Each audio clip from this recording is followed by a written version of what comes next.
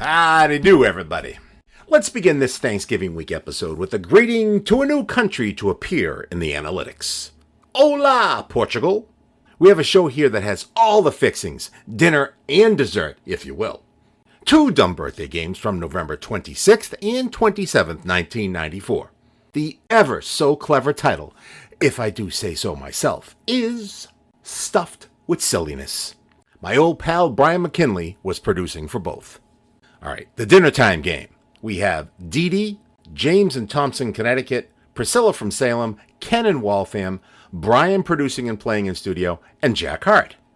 The birthdays: Charles M. Schulz, Robert Goulet, Tina Turner, John McVie, Rich Little, and Jan Stenerud. 2 dates and history questions. In what year did Casablanca have its New York world premiere? And in what year did horse-drawn public streetcar service begin in New York City? Dessert time players: Glenn from Brighton, Melissa in the South End, John from Plimpton, Marilyn in Fremont, New Hampshire, Brian again producing and playing in studio, and Ken Newman in traffic. The birthdays: Caroline Kennedy Schlossberg, Jane Kennedy, Eddie Rabbit, Robin Givens, David Merrick, Gail Sheehy, and Buffalo Bob Smith. We get 1 date in history. In what year was Curtis Brady given the first permit to operate a motor vehicle in Central Park? Episode 211, Stuffed with Silliness, bastes its way to your ears in 3, 2, and 1. That's okay. No, I'm just so pleased that you have a chance to play with us, even though you live such a busy life. Oh, I know. It's sad. I'm just so pleased that you're letting me play the game. Well, you haven't played it, I think, for about 4 minutes, so I don't know. Oh, come on. No, I'm just making bad jokes. Okay. I'm glad to have you with us. We have James, who's in the state of Connecticut. Hi, James. Hi, Norm. How are you? Good. Where in Connecticut are you? Thompson. Thompson, Connecticut. I've been there, but I can't quite place it. Where would that be? Oh, that's, you know where Webster, Mass is? Yes. Yeah, it's next town over. Oh, okay. You're just across the border from central Massachusetts. Yeah. Okay, good. Nice to have you with us. Thank you. Nice to be here. Priscilla Yes. is in Salem. Hello, Priscilla. Hi, how are you? Good. You're in my neck of the woods up in Essex County. Well, I was in your neck of the woods yesterday at Angelica's for Thanksgiving dinner. Oh, did you? Were you at Angelica? That's a nice place. Oh, it was great. Yeah, that's right in the heart of downtown throbbing Middleton Square. Well, they've changed that Middleton Square. It looks great. Yeah, we have a few more stores now. It's kind of funny. I spoke once before the Board of Trade, which is like the Chamber of Commerce, a few years ago in Middleton, which is my town, as you know. I've lived there for a lot of years. And there were about 4 people there because we had no businesses. We had the postmaster. I believe it. And the Martins, who ran the drugstore. Uh-huh. And a couple of the hardware store owners, I think, and that was about it. Now, I tell you, we even have travel agencies and everything, just like a real town. You have to wait 5 minutes to get through those lights sometimes. Oh, sometimes. That's right. At that time, we never had traffic lights. Never. We still don't have parking meters, so we're still holding out. Oh, well, that's good. Okay. You can't have everything. Well, no, I'm not sorry about not having parking Of meters. course you're not.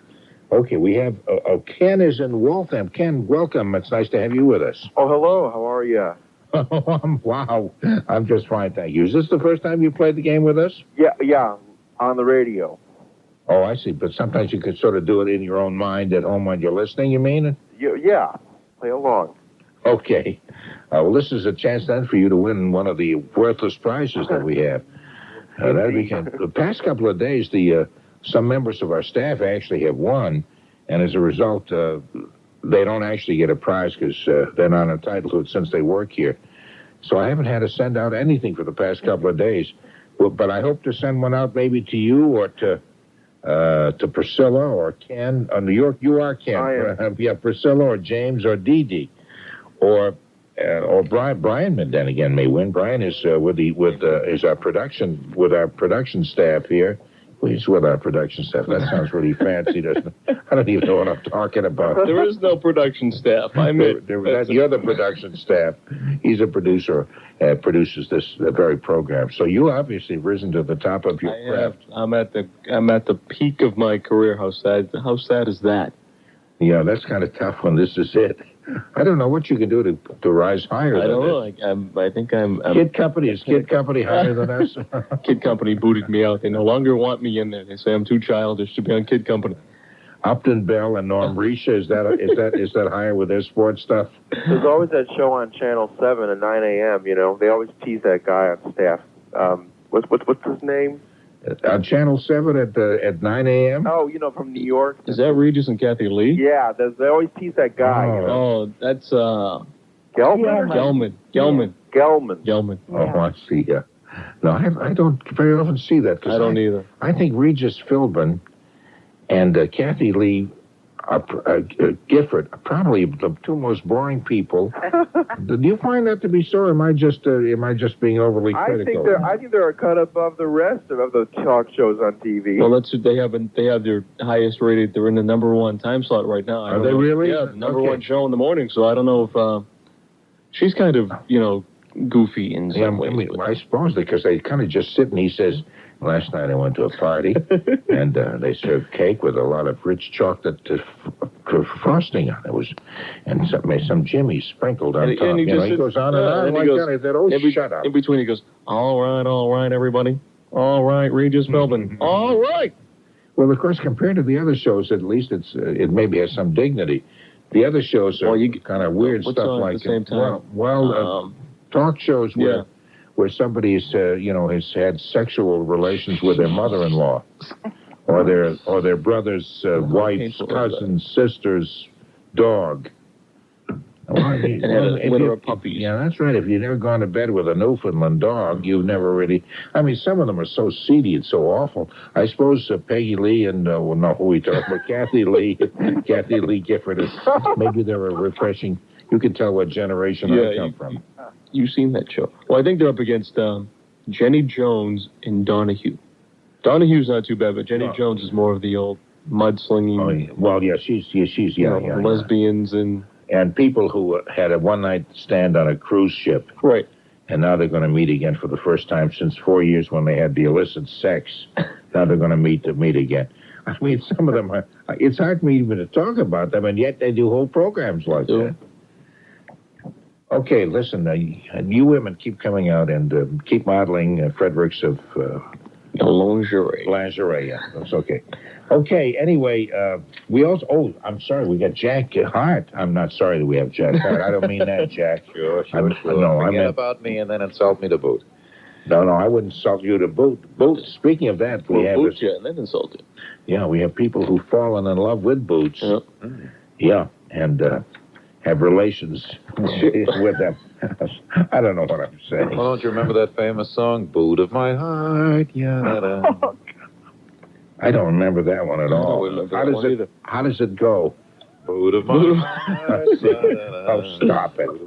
Okay. Norm, I have a question. Yes. Real quick. Yes. How can they have how can they do a commercial where they have all those excerpts from The Wizard of Oz? Isn't that copyright? Yes, it is. But if it's a commercial, now what commercial is that does that? That was the BZ promo for the morning news team, I think it was. Yeah, I guess we can play little bits of that. I don't know. They probably have it covered because you can bet that it's got to be legal because they have a legal staff here at Westinghouse composed of 750 hungry lawyers, so it's probably okay. And the first thing lawyers ever tell you in this business, and I've dealt with them in the past on other things, where they will say, "Oh, you can't do that. Oh, no, you can't." That's the first thing that comes out of their mouth. Then they investigate to see whether you really can or cannot. And not so much here. There's people here are pretty good that way. But I worked at another station where it was like that. Oh, you can't do that, no. I'm just having a couple on who just met at a dating service. I want to see how it worked. You can't have that. Oh, no. That's plugging the dating services free ad. No, you can't. What am I talking about? Anybody know? I'm not sure. Really? Yeah. Sounds good. It doesn't even sound good, as a matter of fact, but I appreciate the compliment. Okay, today's the birthday of Charles M. Schulz, who was the creator of Peanuts and the Snoopy Gang, born in Minneapolis, Minnesota. In 1950, he started out in 8 papers, and now his income is estimated at $5 million a year. He's in tons of newspapers all around the world. In fact, I've seen Peanuts cartoons in Italian, in notebooks, and all over, every place, in every language you can think of. Charles M. Schulz. Anyway, DeeDee, how old do you think he is? 73. 73. Okay, and James? 68. Priscilla, what do you think? Oh, he's got to be 76 if he's a day. Yeah, that's the spirit. I'm so glad we got that out of the system right at the very beginning. Trombones. Say that. 76 trombones is good, too, yes. That's what I thought of. Yeah, that's good, too. Ken, what do you say? I think he's way up there. No, he's older. I think he's probably about 89. 89 years old. Okay. And his hand, you can tell when you by the Peanuts comic strip, you look at Peanuts and Snoopy especially, and the lines are very shaky. Well, that's where Charlie Brown got that zigzag in his shirt. That's right. That's right. Brian, what do you think? I'll say he's 74. 74. Okay. And Jack? 75. 75. Actually, Charles M. Schulz would be highly insulted by Ken, who said 89, because he's 72. Ooh. You're kidding. No, he's 72. I got that from 2 different sources. We check a lot to make sure that we're totally accurate. And so DeeDee, who said 73, was the winner of that round. Right. Are you excited, DeeDee? Yes, absolutely. I love dumb, stupid, presents, gifts, prizes. Okay. I'm sorry, you're speaking English, aren't you? And I didn't quite follow what you said. Let me check. Yeah, I think. Okay, here's Robert Goulet. Today's Robert Goulet's birthday. Or as we say, Robert Goulet. Well, maybe we don't always say that. No, maybe we shouldn't have said that. But he was born in Lawrence, Massachusetts. Probably lived there till he was about 3 days old. I don't think he lived there too long, but he was born there. It's kind of interesting because he married Carol Lawrence. Is that interesting? Born in Lawrence, married Carol Lawrence? Yes, okay. Anyway, his biggest hit was My Love, Forgive Me, which was in 1964. Pay attention now to these dates, which will give you a clue as to how old these people are. Father of actress Nicolette Goulet. I never heard of her. Have you? Neither have I. Maybe Is he she's married up to and Edie coming. Gourmet? Pardon me? Is he married to Edie Gourmet? No, that's That Steve was Lawrence. that's Steve Lawrence. No, I see. You're getting mixed up because he was married to Carol Lawrence, and Steve Lawrence was married to Edie Gourmet. Okay. Although if she were married to him, they could be the great team of Goulet and Gourmet. Yeah, that would be nice. Great. Yeah, That's because Steve Lawrence is from the fabulous Gourmet, Pennsylvania. See, people married, entertainers marry people with last names from their hometown. There's not a bit of truth to that, and you know it. Yeah. So go back into your corner and stop that. Okay. Okay. Anyway, what else can I tell you about Robert Goulet? In recent months, he toured as King Arthur with a revival of stage presentation of Camelot. When I saw the play when it first opened, he was Lancelot, or as we say, Lancelot. He's the one. He was in that, and it was Richard Burton who was the King Arthur, and the Lady Guinevere was played by Julie Andrews. And now they revived it. He's older, and so Robert Goulet is now the king. Films include Naked Gun 2.5. He's recorded over 40 albums, and like that, Robert Goulet. Okay, we'll start with you, Jack Harte. How old do you think Robert Goulet is? Robert Goulet. Robert Goulet, but not married to Edie Gourmet. Let's see.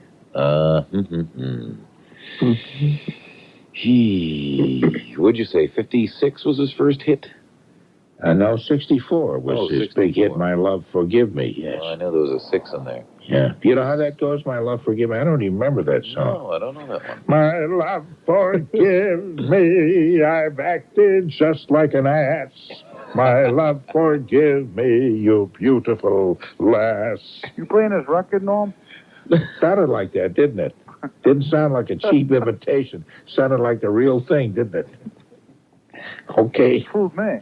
Let's see. Robert Goulet. He's Robert going to be 66. 66, okay. And Brian, what do you think?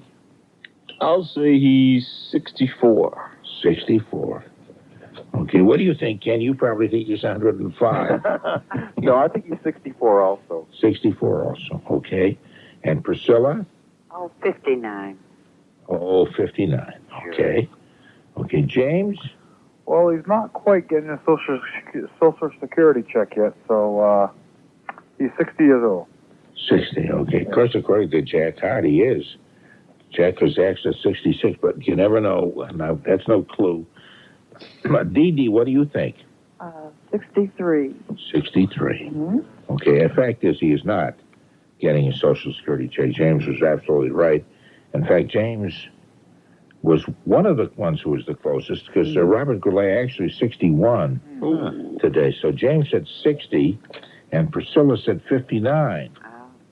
Wait a minute. No, 59 is, wait a minute, that's 2 years off. What am I doing here? Well, close. No, it's just James. Yeah, just James, who was within 1 year, and nobody else was. Oh, dear. Yeah, so James wins that. I'm sorry, Priscilla, I got you all worked up for a second. Yeah. Yeah, listen, if I can get a woman worked up even for a couple of seconds, I think it's a feather in my cap. Well, if you can get me worked up, you're doing well. I'm going to take notes here, Norm. So here's a guy who can't get a woman worked up, trying to get a woman worked up who never gets worked up. Right. So what are we talking about? I don't know. Tina Turner also was born on November 26th. As you know, born Annie Mae Bullock in Nutbush, Tennessee. Her name is posted on the city limits sign. She has a song called Nutbush City Limits. Ike and Tina Turner were a husband-wife singing duo till they separated in 1976. Their biggest hit was Proud Mary in 1971. The violent breakup left Tina on welfare before her giant comeback. Her biggest hit recording was What's Love Got to Do With It? That was in 1984, which also became the title of a movie about her life in 1993, which I thought was an exciting movie. It was a wonderful movie. Yeah, tell me the name of the woman who played her in that. Angela Bassett. Angela Bassett, who was superb. I thought she was great. I love that movie. The musical scenes, I thought they were great. Oh, that's true. Yeah. Okay, that's Tina Turner. The only thing that bothered me is when the end of the movie, when the real Tina Turner came, it kind of spoiled the whole illusion, I thought. They actually had the real Tina Turner in it? Yeah, Angela Bassett played her right till the very end, and then at the very last of the movie, in came Tina Turner singing, the real Tina Turner. You know, they did the same thing with Rosemary Clooney. Are you Actually, yes, they did. Yeah. I remember And what was that? What's there a movie about Rosemary Clooney? Yep. What's Sharman got to do with it? No, it was there was a story. Coronet. There was a movie about her life. I think it might have even been a made-for-TV deal. Yeah, it was made for TV. And then at the end, they had a little bit of concert footage type of thing, and the real Rosemary Clooney. Who played her? Because she sings very well. It'd be tough. Was it Clint Eastwood's girlfriend? Clint Eastwood's girlfriend. Sandra Locke. Oh, Sandra Locke. Okay, but Rosemary Clooney must have done the soundtrack, though. I would say so, yeah. Same thing was Angela Bassett was lip syncing Tina Turner's actual voice. Mm-hmm. Okay, let's start with you, Priscilla. How old do you think Tina Turner is today? Oh, she's got to be 56. 56. Okay, and DeeDee? 55. You said 55. Mm-hmm. That's very nice. Thank you. And Brian? I'll say 54. Okay. Ken? Yeah, I don't know why, but 47 is stuck in my head. Okay, we'll put it down there right on the score sheet. And get it unstuck. That's right, yeah. James, what do you think? She is exactly 53 years old. Exactly 53. There's a man who's really positive. And Jack? I'm going to have to go with 54. 54. Okay. Her actual age is 56. Oh. So Priscilla, who almost won the last time but didn't, has won this time. I was looking on the wrong page. She is 56. 56, yeah. Wow. Do you find that cool? You said 54. You were not that far off either. I thought if you said like 31 or something. Well, I was thinking, I was going to say 53, then I said, no, I'll say 54, but I was thinking 50, 53, 54s, but now you're thinking 2 years. I know 2 years doesn't seem like a lot of time, but to me, I'm 12, so, 1 year seems older to me. I suppose that's a lot older. Probably true. So we have DeeDee and James and Priscilla all have got one apiece. Wow. Wow, as we go to Jan McVie. Now, there's a little tougher name. Who? Jan McVie, McVie, from England, bass guitarist for Fleetwood Mac. Okay, he's a guitar player, and he's the bass guitar player for Fleetwood Mac. Their biggest hit, Dreams, came out in 1977. So I give you that clue anyway, 1977. I'll even tell you that's 14 years ago. No, that's not 14, 17 years ago. Yeah. 17 years ago. Okay. Jan McVie. Okay. Ken, let's start with you. What do you think? Just because I have never heard of him, I'll probably get closer. Let's see, 43. Okay, because it does very often happen that way. Okay. DeeDee. I'm going to say 49. Say that again. 49. Isn't that nice? 49. 49 years old. John McVie. And Jack Harte. What do you think? 48. 48. Okay. And James? Well, I heard of Fleetwood Mac, but not him. But I'm going to have to say 47. Okay. And Brian, what do you say? That's what came to my mind, 47. 47 also. And Priscilla? Oh, he's young. He's only 35. I see. Okay. Actually, he's older than that. So don't be so cocksure of yourself there, Priscilla. Hey, I did all right once. No, that's right. Actually, he's 48. Okay. And that's what Jack Harte said, 48. But a lot of you were very close. Oh, the All of you years go by. except you, Priscilla. I know. And it's a shame you were so far off. It is a shame. Oh, it's pitiful. It's just pitiful. Well, I did it with Charles Schulz. Well, everybody does it with somebody once in a while. Never Whatever heard that of means. anyone. Okay, you never heard of Jack McVie? Never. John McVie. Okay, how about Rich Little? You've heard of him, the impressionist, who said to have over 150 impressions. We had him on a program I did once, and we did a promotional kind of a little 20-second teaser thing, to play at other times of the day, saying, listen to Rich Little, he'll be on with us. And then he did about 5 impressions in about 10 seconds, going from one to the other, without even stopping to think about it.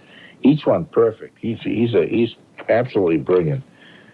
He's from Ottawa, Canada, and that's all the clues I can give you. So we'll start with you, Jack. What do you think? How old is Rich Little? Rich Little, of course, these days, everybody all sounds the same in his impressions. They all sound like Mel Blanc. Wait a minute. all of what Rich Little does sound like Mel Blanc? No, it's the same thing as Mel Blanc. Everything sounded like Sylvester after a while. Everything that Mel Blanc did sounded like a cartoon character, and they all sound alike. That's true, but not Rich Little. Most of the last couple of times I've seen him, maybe it was just a couple of bad nights or something on some talk shows and things over the last couple of years, but everything has just sort of come out the same. Yeah. Richard Nixon sounded like, what's his name, the guy with the chin, the guy with the chin? The guy with the Kirk Douglas. Oh, I see. Okay, well, that's the kind of act I could do. Yeah, I could imitate a lot of people like that. I'd like to imitate. Here's my imitation, for example, of Tom Cruise. Hello, everybody. I hope you're all feeling fine. And I'd like to introduce one of my dear friends, Jack Benny. Well, hello, I'm Jack Benny. And I'd like to introduce you to Arthur Godfrey. Oh, I'm Arthur Godfrey. is that Rich Little the way it's today? Has he deteriorated into that? Pretty much. I see. Hi. And here's my imitation of Kirk Douglas. Hello, I'm Kirk Douglas. See my dimple in my chin? Can't you tell I mean, you got to me? admire someone who's self-made like that, you know? What's that? You have to admire someone who's self-made like that, like Rich Little. I mean, No, because when I've seen him, I thought his imitations did sound, right on target. I thought he was pretty good. But maybe he just was having a bad night. I suppose he could have a bad night, and the voices don't come out right. Sure. We're all entitled. We're entitled to have a bad night. Uh-huh. How old do you think he is, Big Jack? Oh, let's Did see. I ask you before? Did you start out last time? I started out last time. Okay, so we'll start out with Jack this time then. That'll be good. That'll be very nice. Let's see. Let's hitch up the horses and get out of here. It's another imitation I do really well. Let's see. He's got to be. How do you imitate Rich Little? Good question. Sure, he got in this terrible accident. 35 lives flashed in front of his eyes. And he's 57. 57. Okay, and Brian? I'm going to say he's 59. I'm going to say he's 59. Was that an imitation of? Oh no, that was just that was me. I can't even do my own voice well enough. I'm going to try some other voices. I don't think so. Okay, Ken, tell us how old you think Rich Little is. We'll listen closely to your voice to see if we can imitate you. I think it's 54. I think he's 54. Yeah, that's good. That's good. I think we get you down. Okay. Priscilla? Oh, I think he and Tina Turner are both 56. I'll go with that. Okay, 56. Yeah. All right, and James? Oh, he's really young. He's 53. He's real young, 53. Okay, and DeeDee? I have to go along with Brian. I think he's about 59. Okay. Rich Little is actually 56. See, I told you. Okay, so Priscilla, hit that in the button. And don't make fun of Tom Cruise. I got a birthday card from him. Really? Well, he has the same birthday as I do. When is that? July 3rd. July 3rd. 3 years ago, I sent him a card, and 2 years ago, I got one from him, and I did this year. And without you sending him another card? Well, I keep sending him a card. Oh, you do? And so he responds to your card. Yeah, is that nice? I think that's excellent. I do, too. Now, how does he actually sign it, or is this a stamped signature, or what is Well, it? I have to believe he signed A it, but little I love have a note, feeling it's stamped. July 3rd. I'm looking that up right this very moment. I know he was born on July 3rd. It's correct. He was born. Do you know what his real name is? No. Oh, his middle name was Cruz. He was Thomas Cruz. Mapother. Mapother, is that the fourth? Mapother. Mapother the fourth. How do you get a middle name, Cruz? How do you get a last name? Mapother. Well, Maybe his mother and father were on a cruise ship or something. He might have been born on a cruise ship. Yeah, well, something like yeah, that. he might have been cruising down the highway. Yeah. But they might have been cruising in the back seat when he was born. That's true. Yeah, actually, he was born in Syracuse, New York. And, Tom Cruise, he's 32 years old. Is that about your age? Yeah, just about. Okay. All right. Anyway, and I forget what the question is. There is no question. I haven't told you Yeah, anybody that's else. right. That's a trick question. There is no question. Okay. Here's another person born on this day. This is another tough one. Jan Stenerud, Stenerud. Did you know that name? Oh, yeah. Pro football kicker. Sure. During his nights. During his. Norm? Yeah? It's Jan Stenerud. Oh, Jan Stenerud. Well, you all know him. I say he's the one you may not know. I'm the only one who doesn't know him, apparently. Jan Stenerud. Okay, during his 19-year NFL career, he became the all-time leader in field goals with 373 and 1,699 points. He was second leading scorer to George Blanda with 2,002 points. He invented a kicking tee that is now used by almost every kicker in the league. Spending most of his career with the Kansas City Chiefs, he became the first full-time. This is your off. Your backstage announcer, by the way. That's why I'm whispering. He became the first full-time place kicker to be enshrined in the Pro Football Hall of Fame in 1991. And where's the Pro Football Hall of Fame? Does anybody know? Canton, Ohio. Yes, very good. Yes, I knew that part.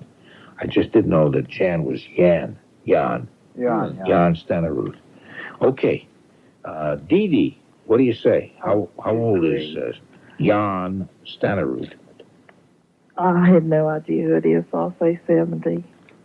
70. Okay, 70. Jan Stenerud. 70 is long. Okay. James, what do you say? Oh, he's 40 years old. 40 years old. Yeah. Okay. And Priscilla? Oh, he's 45. Oh, he's 45. Never heard of him. Well, then he must be 45 if you've never heard of him. That's right. Okay.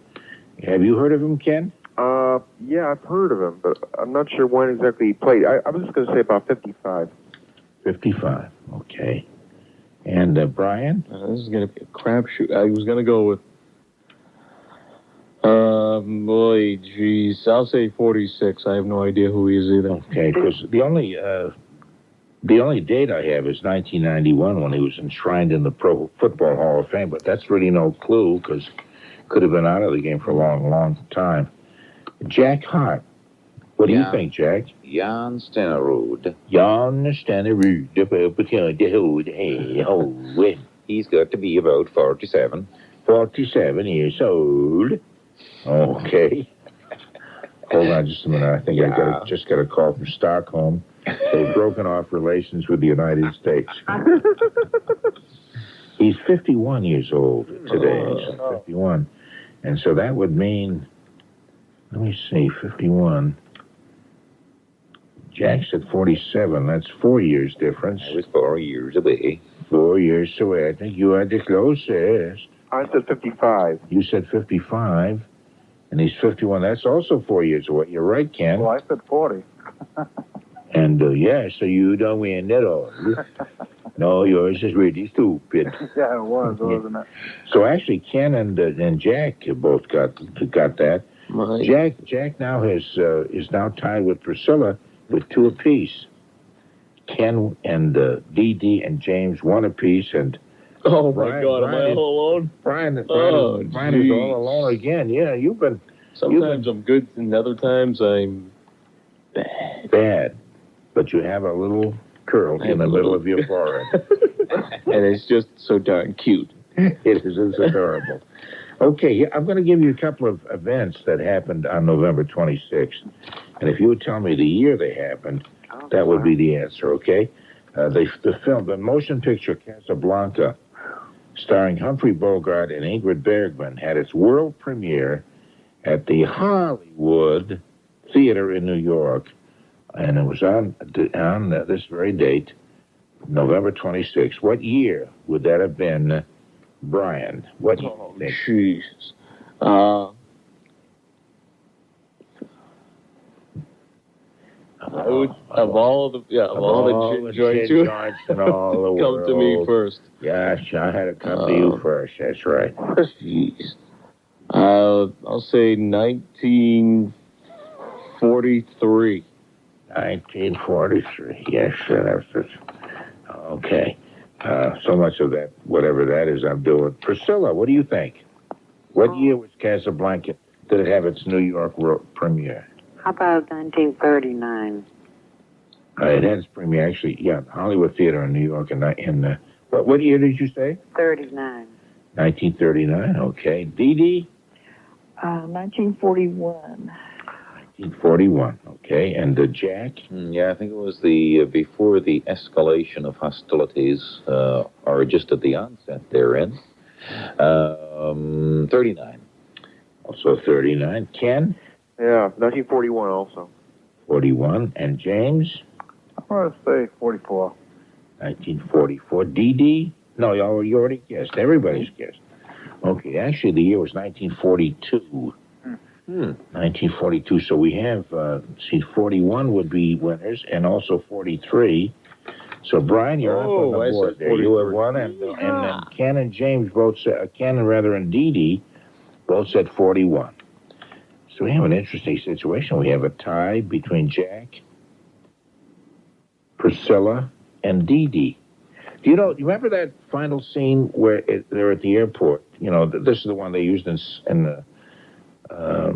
Play It Again, Sam, the Woody Allen movie. They recreated that. No, they showed that last part of it, where Humphrey Bogart is saying goodbye to Ingrid Bergman. She's going off with Paul Henreid, and she wants to stay with him because she's in love with him, and he's suggesting she better go with him because in the long run, that would make the most sense. And they're going off, and you see planes off in the distance. Sure. Remember that? Yeah. Do you know those planes were small, smaller than normal size, and the guys you saw working around them were midgets. No, I know it sounds like I'm making it up. I'm really not. You kidding? No, I'm not. I'm not making it up. Let me explain why that is. It was because we said it was 1942. It was World War time. Mm-hmm. It was the war was on, and they could not film that in the open. Oh, I see. So they had to do that inside, and as a result, they didn't have the kind of space you would have at an airfield. So everything had to be cut down to scale. And when you cut a plane down to scale, which looked like it was full size, in that distance, but they had to cut down the size of the people working around it. I guess you're right. Wow.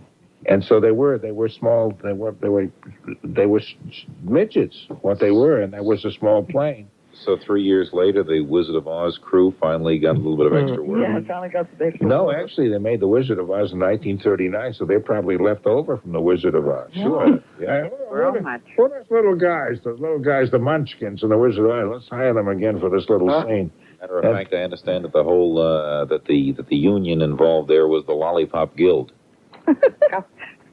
Ingrid Bergman. Jeez. Ingrid Bergman was in a wonderful film called Gaslight.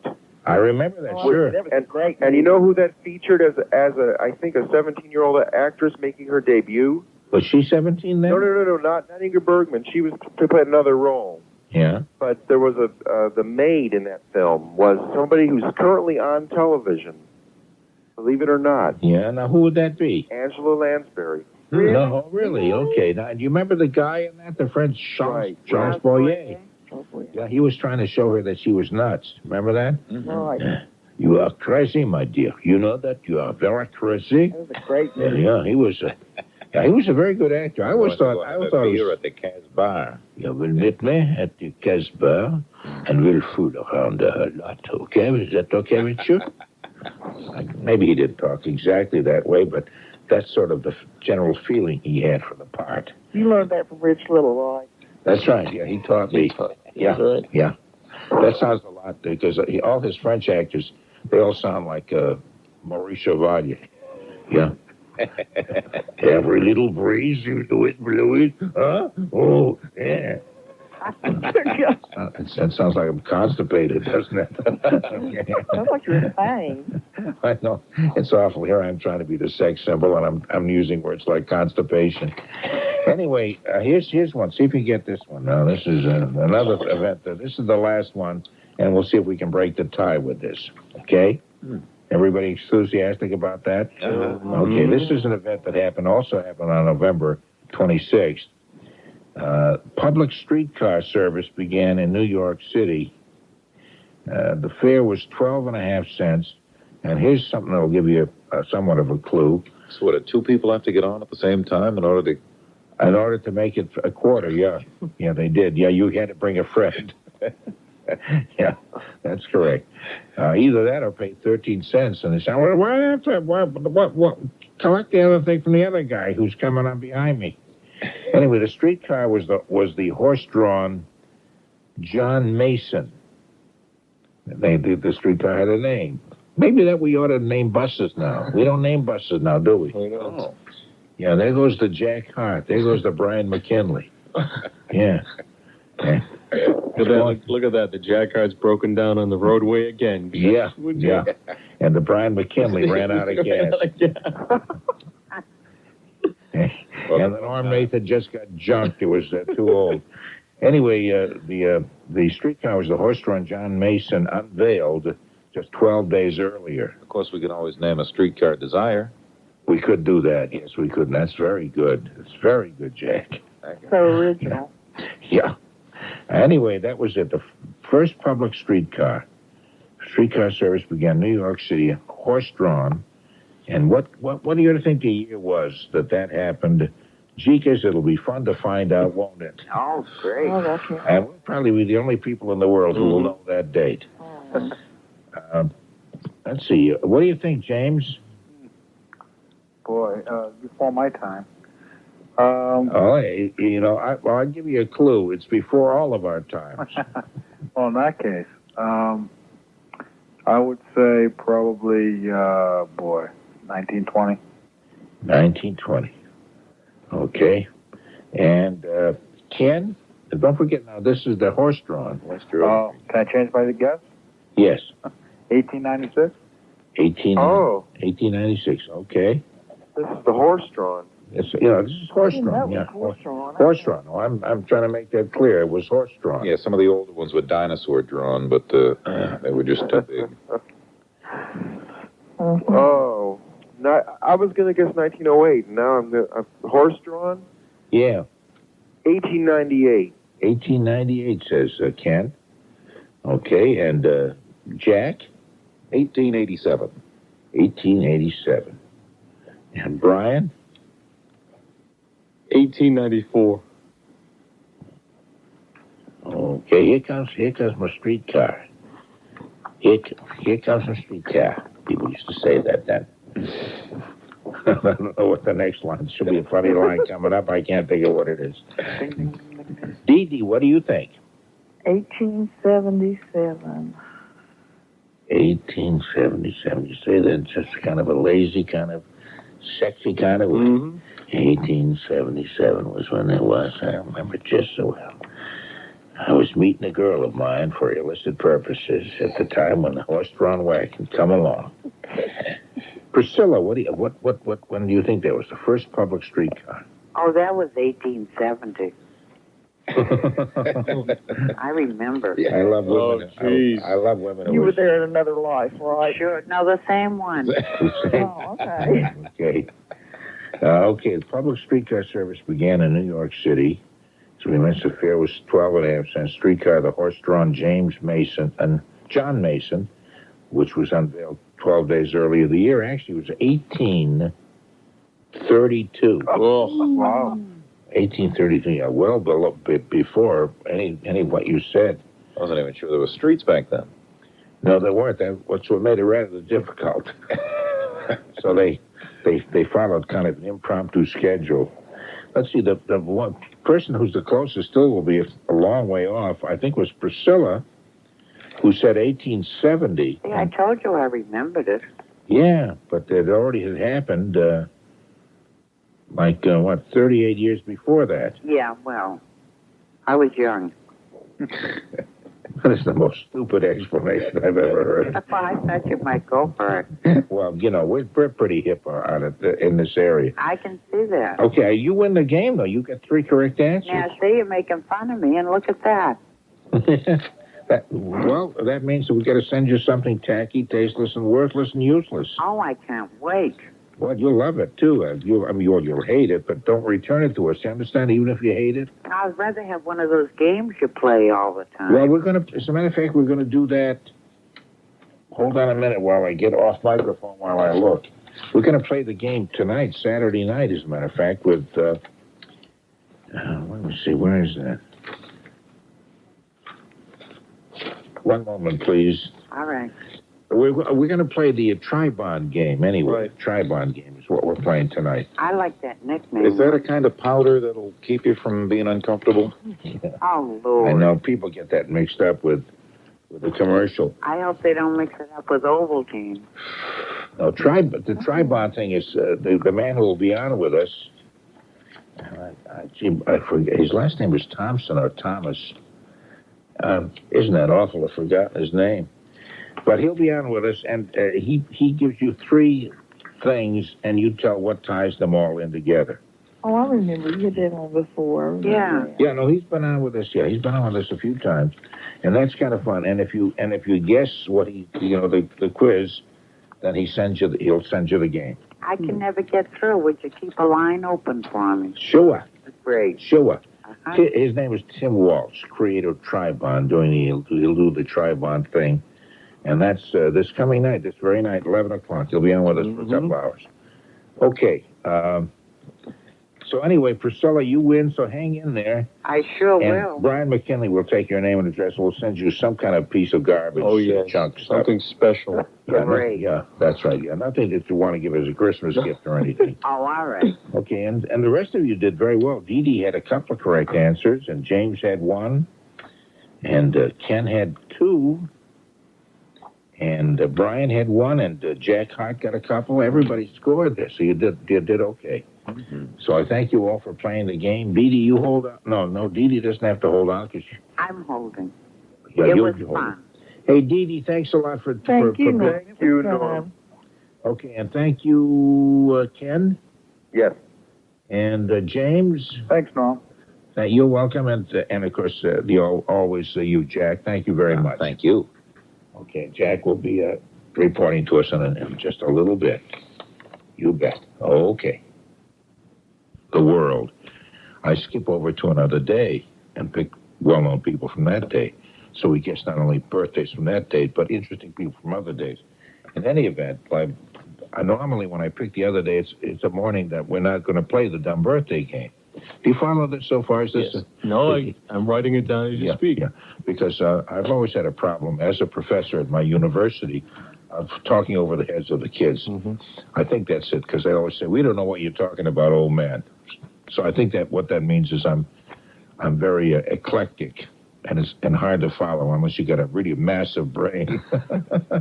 Well, that would count me out then, wouldn't it? Yeah, it would count me out also. Anyway, by mistake, the other day, I gave some of the birthdays, we guessed some of the birthdays of people born on this date. I don't know why it didn't. I forgot that I was going to be on doing the dumb birthday game. So some of them, if anybody was listening, got the answers to this before.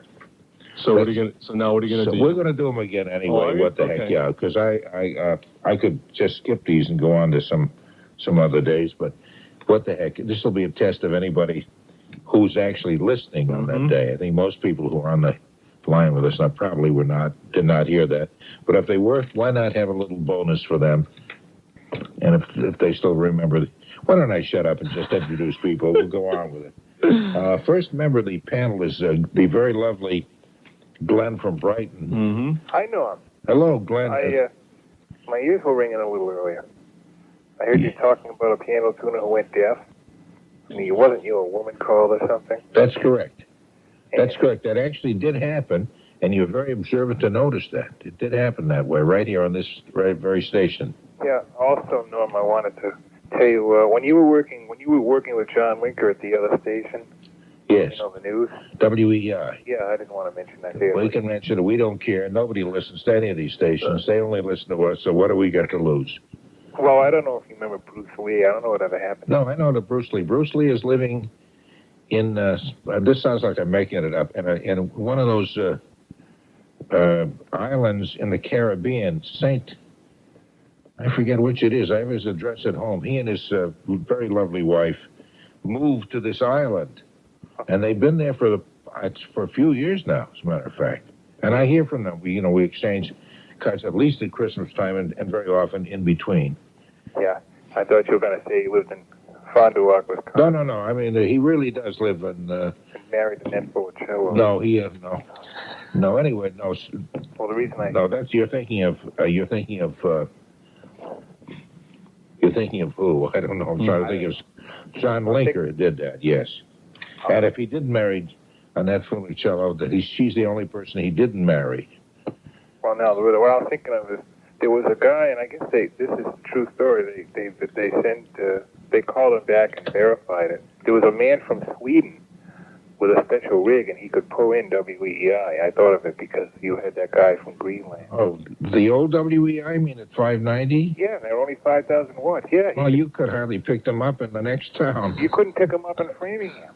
You could pick them up in Medford, and that's where their transmitter is. I know. They were a one-lunk station. Yeah. Well, I suppose those freaky things happen. Well, this guy, he sent him a picture of his rig. Yeah. Well, okay. Let's see. Let me introduce some other members of the panel, and we'll get back to that story. I'd like to have that kind of sitting in the minds of people, and they'll be excited about the second part. Mm-hmm. Melissa in the South End. Hi, Melissa. Hi. See, now, this is just the opposite of Glenn. Glenn, you can't keep quiet, and this one you can't get to talk. Talk to us just a little bit more, Melissa. What are you doing up at this time of the morning? I'm always up on Saturday night. Oh, are you? Stay up all night? Yeah, when I called you earlier, I just said it was a party. Oh, I see. Was that a fun thing? Yeah, it's across the street from my high school, so it was okay. Melissa, don't ever get old. Please, promise me. Okay. Thank you. Okay, we'll go to John in Plimpton. Hi, John. Hi, how you doing, Norm? I'm doing fine. Say, I understood every word he said. Yes. Yeah, I understood that. That's very clear. He speaks clearly. Not like kids today. They don't speak clearly. I am a kid today. I know you are. I know you are. So you sound cool. You're not in high school, though. You're a little bit young. Just out. 93, I graduated. Oh, really? Son of a gun. We got a lot of young people today. That's exciting. That's very, very exciting. Now, what are you doing now? You going to college or working? Or? I was going to college, but now I'm working. So. You going to go back to college eventually? Okay, would you turn the radio down? Whoever's got the radio on, if you turn it down, I would appreciate that. Because you'd hear our program about 7 or 8 seconds late.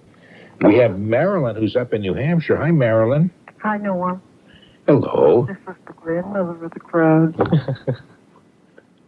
You're a very old person, huh? Oh, ancient. No, I'm sure you're not. About 6 years younger than you. Well, you're just a punk kid, then. What do you know? You're even still wet behind the ears. Not much. Yeah, okay. I know Norm Nathan, that's it. Well, I think that's okay. Know an old friend of yours. Who's that? Rick. Rick? On the Board of Selectmen. Oh, you're talking about Rick Cassiotis? I sure am. Oh, how well do you know Rick? Well, I've known him since he was in high school. Did you go to the same high school together? No, my brother did. He's my brother's best friend. Oh, I see. Okay. And that was up in New Hampshire? No, in Lynn. Oh, in Lynn. That's right. Okay. Yeah, Rick Cassiotis is on a board of selectmen and is... a musician. Yeah, musician. That's right. He sings with the Dick Donovan Band at Angelica's on Monday night. They have an open rehearsal, which is another... For those of you who like big bands, that's a nice take-in because there's no admission charge or anything. Don't even have to buy a drink. Just go in and sit there and listen to the band. And they get quite a good crowd there on Monday nights. Wonderful. During the rehearsal, like 7:30 to 10:30, something like that. And every other Wednesday night at the Village Green, which is just across the line in Danvers, is the Bob Batchel event rehearsing. Same thing. So people who like big bands can catch these bands, and you don't even have to pay to catch them because they're in rehearsal, but they're doing some nice stuff. Great. Yeah. Do you ever go over there and catch your brother's old classmate? I haven't yet, but my brother's been there. My brother used to play with them. Oh, he's a musician. What does he play? Bass. Okay. Is he a professional musician? He played. He was. Okay. He's out of it now. Okay. Yeah. Okay. We also have on the panel. What an interesting panel this is. We also have a guy who does radio production at a large radio station that covers 38 states. And this is Brian McKinley, who's a producer this very day. Hello. Hello. It's so great to be here. And there goes the interesting people. Now I'm not so interesting anymore. Yeah, you kind of took the entire program and really dropped it a few levels, which is pretty awful. It scares me to play this game now because I've been pulling up goose eggs and getting one or two. Actually, I'm happy. I'm scared to play with Jack Harte, but I'm happy when I play with Ken because I know that Ken will always make a worse showing than I do. Is that true? Is that true, Ken? That is the most insulting thing. I know. I mean, and the fact is also we do this just for fun, and whether you win or lose, it doesn't really matter. You know, competition. Oh well, you have a thing going between the two of you. You're competing, but the rest of us who are mature adults just look upon it as just fun. Sure you do. Okay, let me tell you some of the people born in this state. One of whom, I don't think we guessed her age the other day, but Carolyn Kennedy Schlossberg. Carolyn Kennedy Schlossberg. Yeah, she's the daughter of of President John Kennedy. Mm-hmm. She's the daughter, and of course of Jackie Kennedy, and she's married just a few years ago to Edwin Schlossberg. They married down on the Cape. So her name really is Carolyn Schlossberg, or Carolyn Kennedy Schlossberg. I guess when you're Kennedy, you retain the name even if it's your middle name, but you never drop it totally. Because you never know. She might want to run for something. And you can always use that name. If it's, you're a Schlossberg? Yeah, but my middle name is Kennedy. Oh, that's a different story. Glenn, what do you think? How old do you think Carolyn Kennedy Schlossberg is today, November 27th? 44. 44. Okay. What do you think, Melissa? 44. Oh, you're just jumping on the bandwagon. No, I was thinking about it. Okay. This would have been your guess. I figured about my father's age and how old my grandmother is. Oh, I see. Okay. 40. Oh, Carolyn Kennedy Schlossberg would have been very flattered to know that you were thinking of her in terms of what your grandmother's age was. John, what do you think? I think it'd be 43, Norm. 43. Okay. Marilyn, what do you say? 38. Marilyn says 38. Okay. And what do you think, Brian? Yeah, I'm thinking around the same year. I know John just turned 34, so he's got to be a couple of years older, so I'm going to say 37. 37. Okay. And Ken? I'll say 40. Ken will say 40. And that puts Brian one up on you already, Ken. Because she is 37. Yeehaw. 37 years old today. Yeah. I'm just so happy just to play the game. Yeah, that's right. You don't care about competition with Canada. The fact that you beat him, he wasn't that far off either. Jane Kennedy. You know who Jane Kennedy is, the actress? Jane Kennedy? Is this the All Kennedy show? Yeah. It looks that way, yeah. I don't know. Her name just to... Do they have, any of you know whether they still have Kennedy butter and egg stores? I don't think I've never seen one. I remember them. Do you? I bet the rest of you probably don't even remember them because you're all young. The Kennedy butter and egg stores. Yeah, it used to be, it was obviously a chain, and you'd go in there and you'd get tub butter. That is, instead of getting it packaged, they have it in big tubs, and they would dig that out, and try to get as close to a pound or whatever you asked for, and eggs and all that kind of. And fresh peanut butter. Oh, yeah, that's right, fresh peanut butter. And those stores used to have such a fragrance. Now, wait a minute. What do you mean by fresh peanut? You mean actually they grind the stuff right there? Yeah, yeah. And they grind the coffee and stuff to your prescription and stuff. I worked in a First National store during that period while there were still Kennedy stores. And this was we talked about this the other night, a service store where, you'd be behind the counter and you'd wait on people rather than a self-service, which is about every store now where you just help yourself. And we used to have tub butter, too. I used to hate when people came in and wanted that rather than the stuff that's already packaged, because I could reach out and get the package. This one I had to go in and try to guess what it was and weigh it.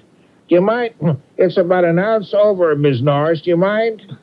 No, I wanted exactly a pound. That's what I asked for. That's what I want. We used to get a lot of that kind of stuff. Isn't that an interesting little drama? You used to have to dig it out and make it the exact weight? Yeah, make the exact weight. Yeah, that was kind of tough. I work in a supermarket, and people do the same thing to me with meat. Oh, that's right. Yeah, that would be.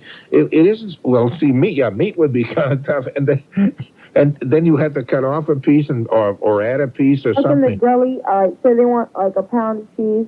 Yeah. I give them a pound and like maybe a half of an ounce, and it's like maybe 2 cents over, and they have a fit. So I have to rip a corner of a piece of cheese off and put it back on. It really gets on my nerves.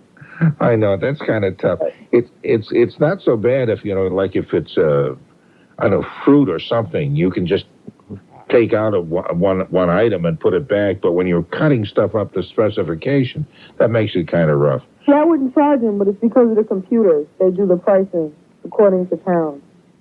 Yeah, no, that makes it a lot easier. We used to just add up things on the back of brown paper bags. So you wouldn't actually, if it came up to $3.02, you would just charge them $3.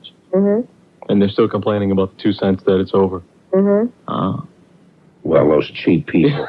You call me next time that happens, I'll come up and break their nose for you. Because you're too adorable to have to take that kind of gaff. Anyway, how do we get on that? Oh, yeah, Jane Kennedy, another Kennedy. It says, actress, Speak Up America. I've never heard of that program either. If it's the same Jane Kennedy, I think she's been doing the psychic hotline. Infomercials. Yeah, and she's a very attractive lady. Yeah, she not? is. Very. Yeah. No, did she do sports at one point? I think she did. She's the one who also did sports. Okay. Okay, so that's Marilyn. You're the one who seems to know most about her. You and Brian. So why don't we start out with you? How old do you think she is? Oh, I'm going to say 40. 40. Okay. That's the second kiss. What's that? That's the closest they can get. Well, it may be right on the button. You don't know. Could be. Hey. Ooh. Really be That'll the be closest. touching for me. I didn't win anything. Oh, don't here comes- say that. That's so That's why I'm sad. here. Here come the violins. Oh, that's why No, you're here. that's why I'm here, so I can have fun. Oh, I Oh, see. I thought you were going to say because you're a loser and we only attract losers. I was being a loser. Oh, no. You're a winner just by being here. Mhm. Oh, yes. Thank you, Lord.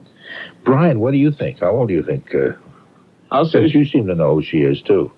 I think she's pretty close. I'll say 41. 41. Okay. Glenn, what do you say? I'm going to see if she's 44. Okay. The same as you thought Carolyn Kennedy Schlossberg was. Yeah. Okay. Melissa, what do you think? 43. 43. Just don't want to imitate Glenn. Don't want to be a clone of Glenn, eh? John, what do you think? Well, I'm going to go with 43 again. 43 again, okay. And Ken? Well, I'll have to go with 42 just to fill that 1 year gap that no one guessed. You know something? That was a wise choice because that's how old she is. Whoa. Hey, yeah, 42 years old. Excellent. And because Brian said 41, he was very close, and Melissa said 43, and so did John. You're all very close. Okay, so now it's Brian and Ken. Now, this is really a battle, isn't it? Shaping up. That's something new. Oh, this is really just so darn exciting. I'm so glad I didn't stay home calling sick and be in bed now. We're in the lead. I would have missed all Yeah, this. you would have. Usually, Ken and I are usually in the toilet. This is the battle of the century right here. We're like pro wrestlers. Here we I wanted go. to ask Brian something. I'm going to pin you. All right, go ahead. When I see you. Brian, Okay, are go you ahead. the one that invented the word deboner instead of debonair? Is that the Americanization? No, I don't believe I ever heard Brian say deboner, no. No, that Brian is a very he's a class act. He wouldn't have said that, no. Eddie Rabbit, his one. Has somebody keeled over in a dead faint into their fireplace where they're now being burned alive? No, Eddie Rabbit, we did this one the other day, but it doesn't matter because nobody will remember. He loves a rainy night. Right? That's right. I Love a Rainy Night was his. In 1980, he recorded, I'll give you that date. He was, I Love a Rainy Night, he did 1980. He wrote Kentucky Rain, which was a hit for Elvis Presley. His name was Edward Thomas, and when he was born in Brooklyn, New York. Edward Thomas, and now he's Eddie Rabbit. And I don't remember. There must be some interesting story as to why he decided that Rabbit was a better name than Thomas. He said, I'd rather be like an animal than an English muffin. Something like that. As I recall reading that in one of the intellectual magazines, People. The Eddie Rabbit memoirs. I believe that was it. Okay, let's start with you, Ken. What do you think? How old do you think Eddie Rabbit is? 54. 54. Okay. I was cut off. Okay, and Brian? He took mine, so I'll go one down. I'll go 53. 53, okay. And Marilyn? 51. 51. John, what do you think? 48. 48, all right. And Melissa? 50. 50. Okay. You were the one who was talking about people saying, I don't want to pay the 2 cents extra or something. Yeah, that was me. Yeah, now what's do you work in the grocery store now, too? Yeah. That's right. They don't call them grocery stores anymore. They're supermarket. Now, what supermarket do you work in? Star Market. Okay. Is it Prudential Center. Say that again? The Star Market and Prudential Center. Oh, the one at Prudential Center. Yeah. Do you work late at night? Because they're open 24 hours a day, aren't they? Yeah. I work from like 4 till 8. Okay. At night? Yeah. Or in the afternoon, like 4 in the afternoon to 8? 8 at night. But I live right up the street. So. Okay, so you go to school, and then after school you go to the store and you work 4 hours. I play basketball, and then and you play basketball. Did you have time to get your homework done? I do it from I don't go to sleep. That's why I listen to Bob Raleigh at night, because I don't go to sleep till 1 o'clock in the morning. Oh, now how do you get through that? Aren't you awfully very tired? No, because school don't start till 8. So I get up around 7:30 because school's right up the street. So, I don't worry about it. Oh, no, like right now, for example, would you be able to sleep late this morning? Yeah, I'd probably wake up around 8 o'clock. Well, that isn't very late. That won't give you much I don't sleeping. need a lot of sleep. Son of a, you're my kind of woman there, Melissa. If you could get 50 years older very quickly, I'll give you a call. Do you think you get to be 50 years older by like Saturday at noon? If I'm not cranky, maybe. That was one of the most stupid questions I've asked. And what kind of an answer can anybody give? Anyway, Glenn, how old do you think Eddie Rabbit is? 47. 47. Okay, here we come with the answers. And Eddie Rabbit is, this is the exciting moment, 53. Brian said 53. You guys are walking away with this thing. Brian has 2 correct answers. Ken has 1. And maybe he'll get caught up with Robin Givens. Robin Givens, was married to Mike Tyson. To Mike Tyson, that's right. And let's see. She was... Pardon me? You know what that means? You might not have to send out anything because they're not eligible. That's right, they're not, yeah. In fact, we haven't sent out anything, I think, the past day or two. I think we've had in-house winners. She was in the film Boomerang and on TV's Head of the Class and Angel Street, and again was married to heavyweight champion Mike Tyson. And let's start with you, Melissa. What do you think? How old do you think Robin Givens is? 29. 29. Okay, what do you think, Glenn? I'm going to guess 32. 32. Okay, and Marilyn? 33. And what do you think, Ken? 28, I guess. Okay, John? I was going to go with 33, too. 33 also. And Brian? Melissa said 29, someone said 31. I'll split it up the middle and go with 30. 30 is exactly right. Are you really Are you guessing, or did you know this? I don't. He did research. How do I do? I have no time to watch TV. I work like Melissa, like 15 jobs. Well, I didn't know that you maybe had a little book at home of birthdays and stuff. No. Oh, okay. He calls him up personally. Well, they used to accuse Tony of cheating when he was on. So. See? Yeah, they did. So that's right. Anybody who's really good at something. Tony calls me and goes, it's this one. All right, tell him. All right. So I get a little earplug in my ear. Tony's sitting at home now going, the answer is 30. No, I just... Well, because you got 3 correct, 3 out of 4. I had 29, and I had the other 31 or 32, and I don't want to ride anybody's coattails because, No, but you had the 3 that you won. You hit them right on the button. I've got 3. I already won. Yeah, 3, and the one that you missed, you only missed by 1 year, and that was the one Ken got. Oh, I'm just impressed with you guys. What a staff. David Merrick, he's the Broadway producer. He produced a lot of big shows. Oliver, Beckett, Hello, Dolly. Beckett. Yeah, 42nd Street. Born in St. Louis, Missouri, David Merrick. As a matter of fact, I looked through the curtains here at WBZ, and I think he's out there in the audience. So I hope we'll all do well. We may all become stars in his next show. Okay, we'll begin with John. How old do you think David Merrick is? Say 48. 48. Okay, Glenn, what do you say? 49. 49. And Brian? I don't know. 50. 50. I don't even know who he is. David Merrick, one of the big-time Broadway producers. You better get to know him. I guess so. If you want to be on Broadway, if you want to star in a show, you better, even a small role, you better get to know David Merrick of Broadway. I'll be on Broadway with Robert Goulet. No, that's Robert Goulet. Oh. Anyway, Marilyn, how old do you think David Merrick is? 65. 65. Okay, and Melissa? 54. Oh, so did you say 50 or 64? 54. 54. Okay. Ken? 52. Okay.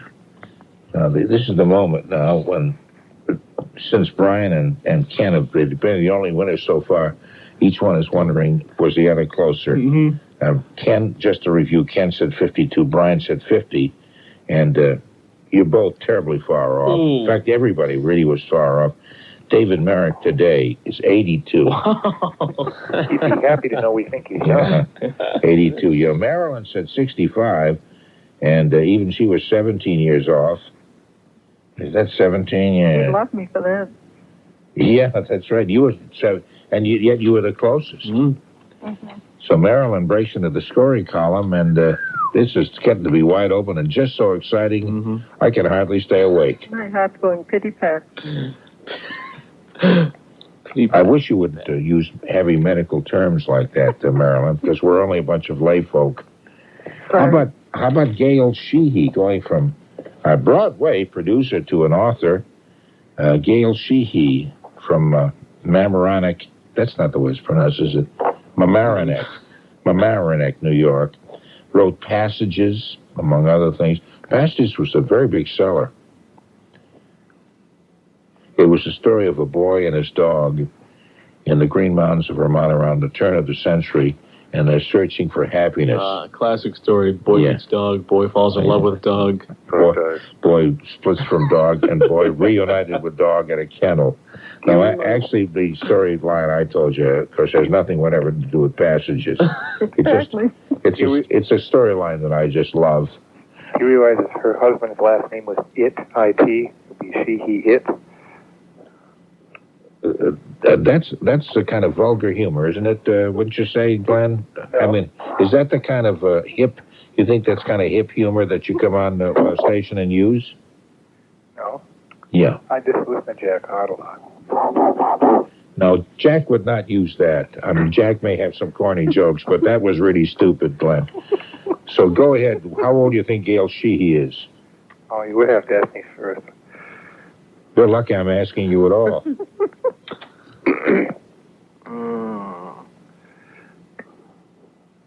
34. Okay. I don't know. Melissa, what do you think? 65. 65. Did you say 60 or 50? 60. 65. Okay. John? 55. 55. And Marilyn? 48. 48. Brian?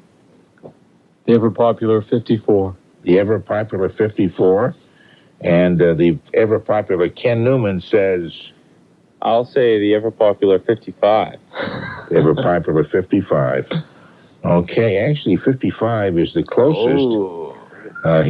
She's actually 57. And I don't see anybody getting any closer than 55. So you and John have won that, and you have 2, and Brian has 3, still leading. But Marilyn and John have 1 apiece. Mm-hmm. This is the World Series of birthday games. Oh, this is it, man. Even though the prize is something really junky and something you would not even want to even look at, let alone allow it to your house. I've seen it, so I know I don't want to be looking at it. Yeah, terrible stuff. Okay, Buffalo Bob Smith. Hi, it's Bob. Buffalo Bob. Anyway, he was responsible for the Howdy Doody show, as you know, the first popular TV show for kids. The show premiered in 1947. WBZ TV, Channel 4, the first station in Boston, didn't even go on the air till 48, so that program is older than this station is. The Howdy Doody show was the first Tuesday through Friday program in 1948, and the first show that went to all color in 1955. If those dates will help you, then I say Godspeed.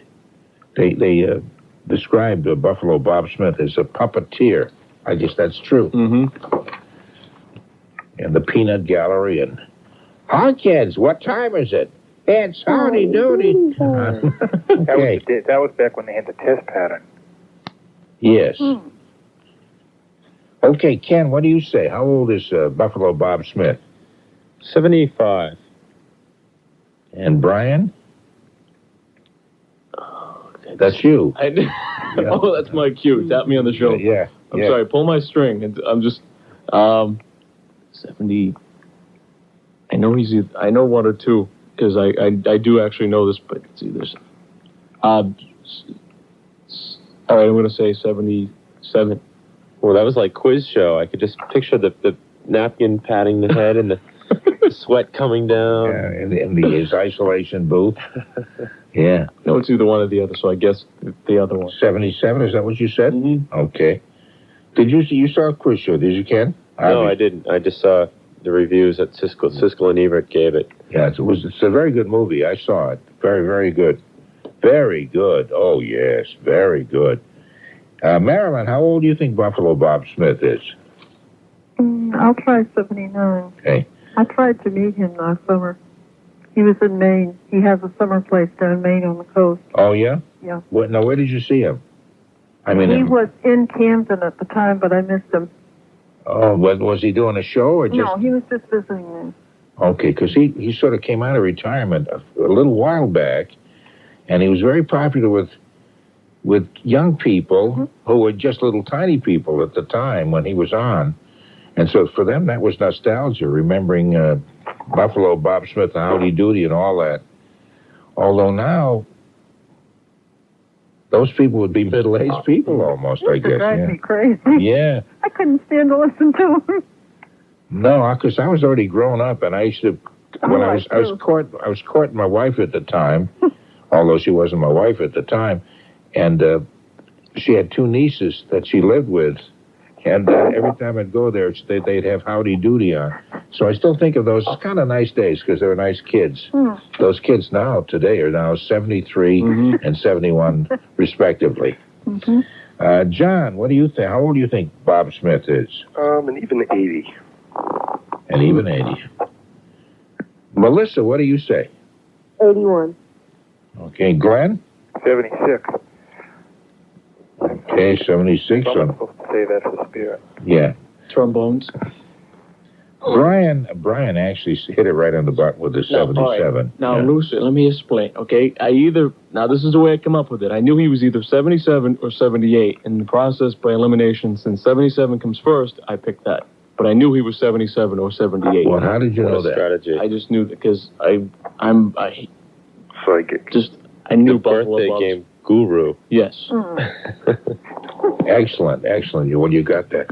Just one more thing, and that will be a date. I'll tell you an event that happened on this day, November 27th, and you tell me what year that was. A permit was granted to a man named Curtis Brady of New York. He was given the first permit to operate a motor vehicle in Central Park after he promised not to frighten horses. Somehow I thought that'd be kind of one that would get a few chuckles, but they allowed him to go through with his motor vehicle going through Central Park, which at that time was, I guess, much more rural, although it's still quite nice today. And he could operate as long as he didn't frighten the horses. And what year was Curtis Brady given that permit? And it happened on this date, November 27th. How well we remember that. Okay. Let's start with, and what year? What year was that? Let's start with you, let's see, Melissa. What do you think? 1914. 1914. My grandmother was born then, so. She was born 1914. Yeah. Thank heavens your grandmother is older than I am. I hate it when kids tell me about their grandmother, and that turns out to be somebody younger than me. Marilyn, what year do you think that was? 1901. 1901. Okay, Glenn? 1909. All right, John? 1910.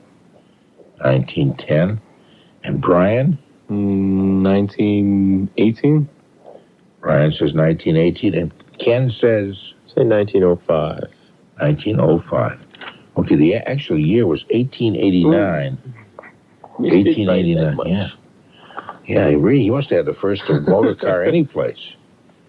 And Marilyn said 1901, and she was the closest. She was only 11 years off. That's me, always off. Yeah. Yeah. I'm sorry, what did you just say? I said I'm always off. No, but you won that round. You must stop beating yourself. I don't. Okay. No, I do this at planning board meetings, too. Are you a member of the planning board? Yes, I am. In your town? Yes, And the budget committee, the recycling committee.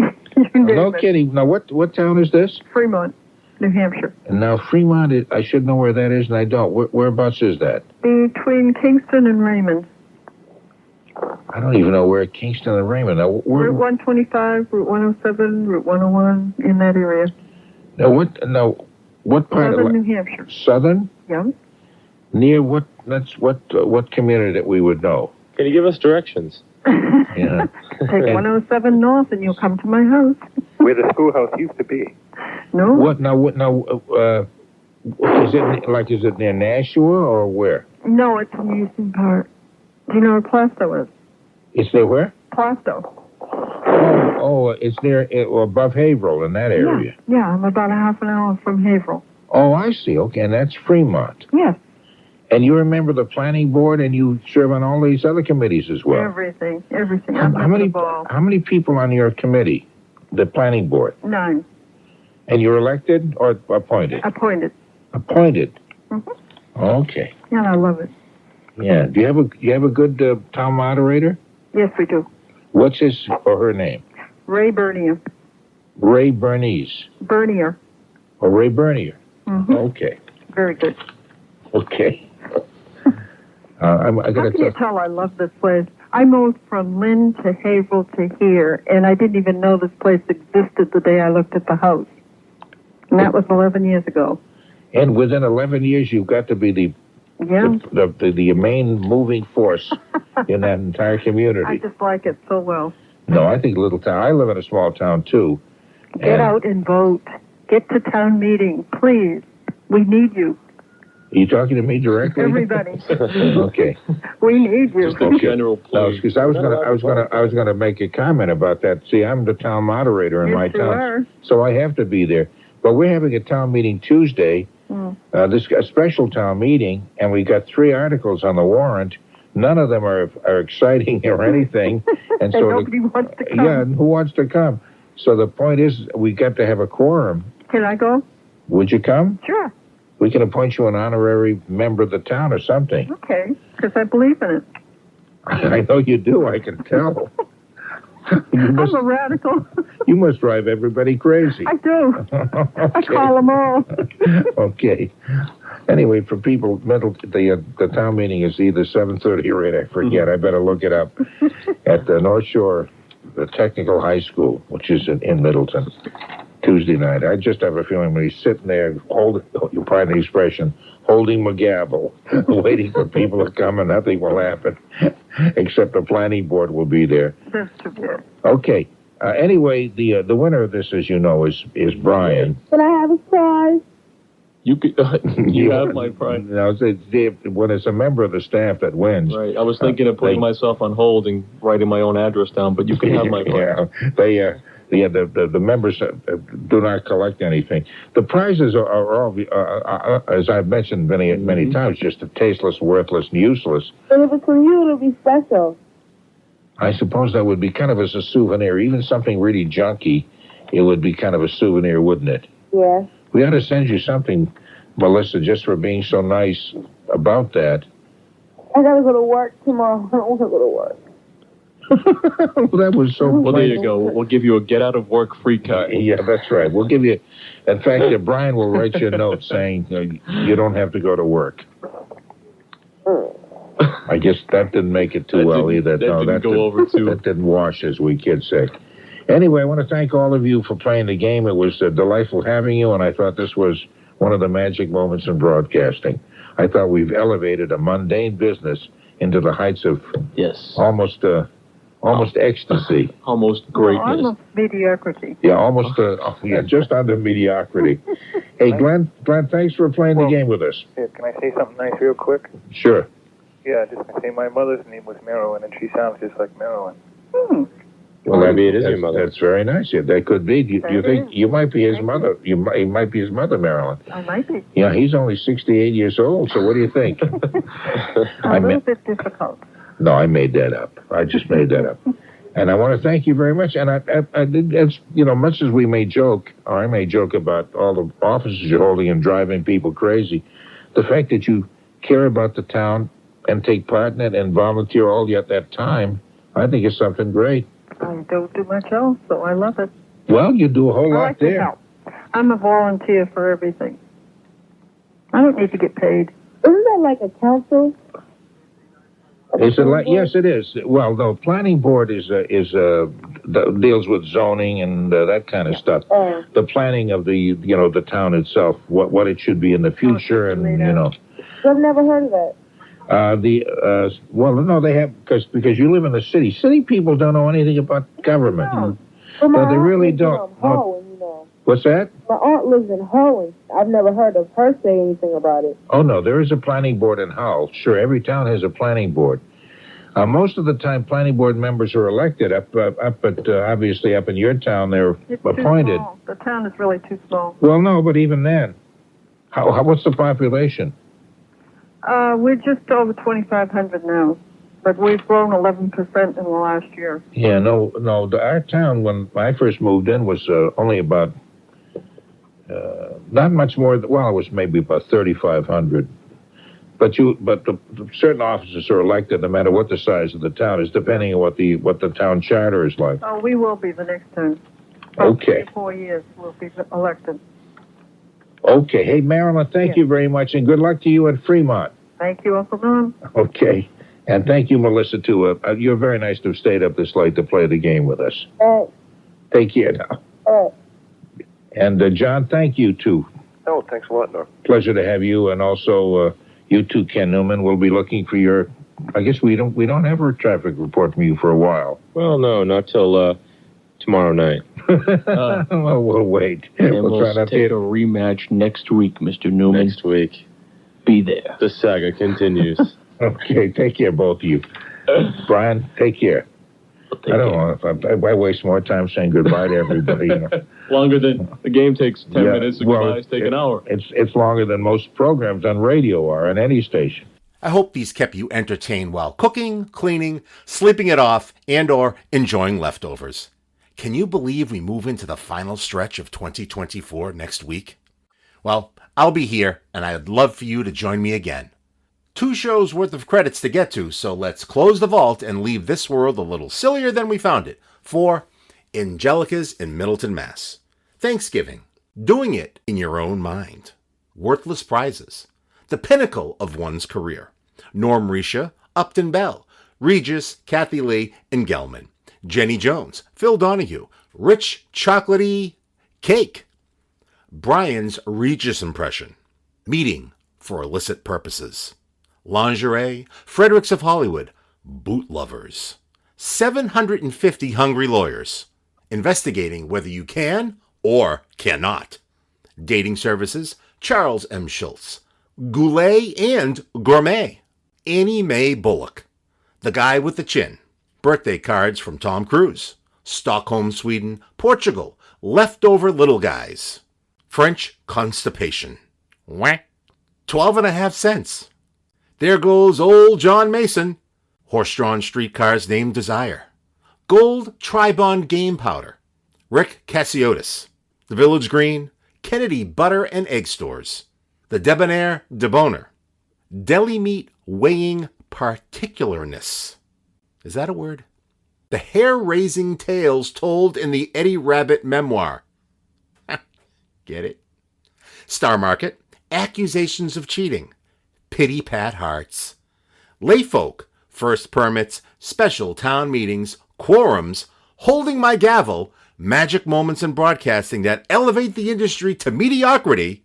The offended Ken Newman. The out-of-gas Brian McKinley. The broken-down Jack Harte. And Norm, man of 10 or 11 voices. Nathan, I'm your candied yam, Tony Nesbitt. Listen, if I can get a woman worked up even for a couple of seconds, I think it's a feather in my cap. Well, if you can get me worked up, you're doing well. So here's a guy who can't get a woman worked up, trying to get a woman worked up who never gets worked up. Right. So what are we talking about? I don't know.